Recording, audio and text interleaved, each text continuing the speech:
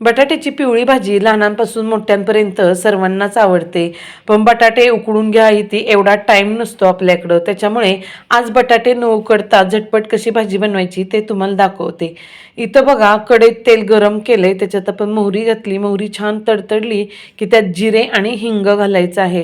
त्याच्यानंतर भरपूर असा कढीपत्ता घालायचा आहे आणि नंतर लसूण, अद्रक आणि हिरवी मिरची याची आपण खलबत्त्यात केलेली पेस्ट घालायची आहे. ती चांगली थोडीशी सुनेरी होईपर्यंत परतून घ्यायची आहे. त्याच्यानंतर इथं थोडी हळद घालायची बघा आणि एकदम बारीक चिरलेले 2 कांदे घालायचे आहेत बघा.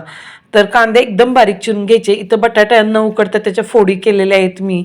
त्या फोडी याच्यावर घालायचे. हिरवे ताजे मटर घालायचे आणि भरपूर अशी कोथिंबीर घालायची बघा. भाजी एकदम झक्कास होते आणि त्याच्या चवीनुसार मीठ घालायचं आणि भाजी चांगली फुल गॅसवर 2 मिनटं परतून घ्यायची बघा. आणि नंतर थोडंसंच पाणी घालून आपल्याला भाजी शिजवायची आहे. गॅस एकदम स्लो करायचा आणि ही थोडं पाणी घालत भाजी शिजवून घ्यायची. एकदम पाणी घालायचं नाहीये. ही भाजी खूप छान होते आणि तुम्ही टिफिनसाठी जरूर बनवा.